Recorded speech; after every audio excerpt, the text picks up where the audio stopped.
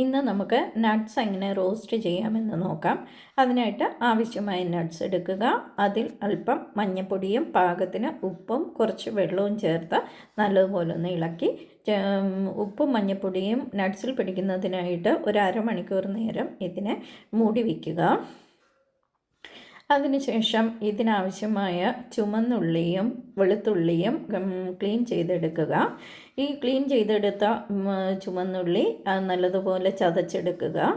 അതിനുശേഷം ക്ലീൻ ചെയ്ത് വെച്ചേക്കുന്ന വെളുത്തുള്ളിയും ഒരുവിധം നല്ലതുപോലെ തന്നെ ചതച്ചെടുക്കുക. അതിനുശേഷം നമുക്കിതിനായിട്ട് ആവശ്യമായിരിക്കുന്നത് കരിവേപ്പിലയും പച്ചമുളകും ചെറിയ ഉള്ളി, കടുക് താളിക്കാൻ ആവശ്യമായ ചെറിയ ഉള്ളിയുമാണ്.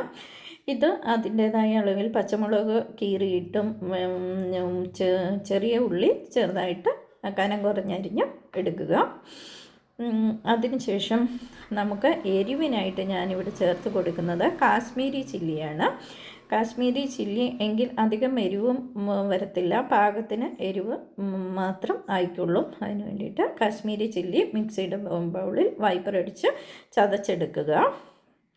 ഈ ചതച്ച ചേരുവകളെല്ലാം തന്നെ പാകത്തിന് എടുത്ത ശേഷം നമുക്കിതിനെ എങ്ങനെ റോസ്റ്റ് ചെയ്തെടുക്കാമെന്ന് നോക്കാം. അതിനായിട്ട് ഒരു ഫ്രൈ പാനിൽ അല്പം നെയ്യ് ഒഴിച്ച് നെയ്യ് ചൂടായി കഴിയുമ്പോൾ അതിലോട്ട് നാം കുതിർത്ത് വെച്ചിരിക്കുന്ന നട്ട്സും ഇട്ട് കൊടുക്കുക.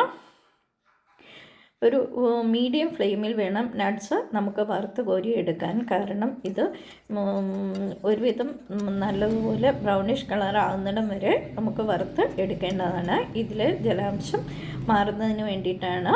കുതിർന്നിരിക്കുന്ന നട്ട്സ് ആയതുകൊണ്ട് അതിൽ ജലാംശം മാറി നല്ലപോലെ ഫ്രൈ ചെയ്ത് കിട്ടുന്നതിനാണ് നാം മീഡിയം ഫ്ലെയിമിലിട്ട് ഫ്രൈ ചെയ്തെടുക്കുന്നത്. ഇത് ഫ്രൈ ബ്രൗണിഷ് കളറാകുമ്പോൾ കോരിയെടുക്കുക. അതിനുശേഷം ആ ഫ്രൈ പാനിൽ ഒരല്പം വെളിച്ചെണ്ണ ഒഴിച്ച് കൊടുത്ത് നാം അരിഞ്ഞു വെച്ചിരിക്കുന്ന ഉള്ളിയും പച്ചമുളകും കരിവേപ്പിലയും കൂടെ ഇട്ട് കൊടുക്കുക. ഈ ഉള്ളിയും പച്ചമുളകും കരിവേപ്പിലയും ഒരുവിധം മൂത്തതിന് ശേഷം നാം ചതച്ച് വെച്ചിരിക്കുന്ന വെളുത്തുള്ളിയും ഉള്ളിയും കൂടി ഇട്ട് കൊടുക്കുക. ഇതെല്ലാം ഒരുവിധം നല്ലതുപോലെ തന്നെ നമുക്ക് വഴറ്റി കിട്ടേണ്ടതാണ്. അതിനായിട്ട് നാം മീഡിയം ഫ്ലെയിമിലിട്ട് തന്നെ ഇത് ചെയ്യുക.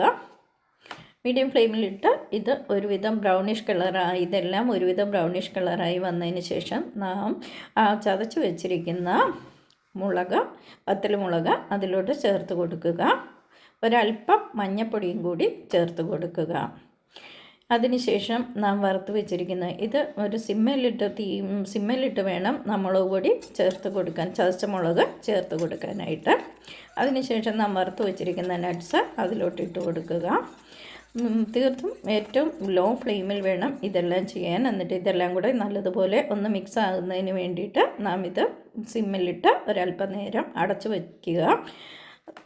അതിനുശേഷം നമുക്ക് ഈ റോസ്റ്റ് കുറച്ച് നേരം തണുക്കാൻ വെച്ചതിന് ശേഷം ഉപയോഗിക്കാവുന്നതാണ്. അല്പനേരം തണുത്ത് കഴിയുമ്പോഴേക്കും ഈ നട്ട്സ് നല്ല ഇതായിട്ട് റോസ്റ്റഡ് നട്ട്സായിട്ട് കിട്ടും.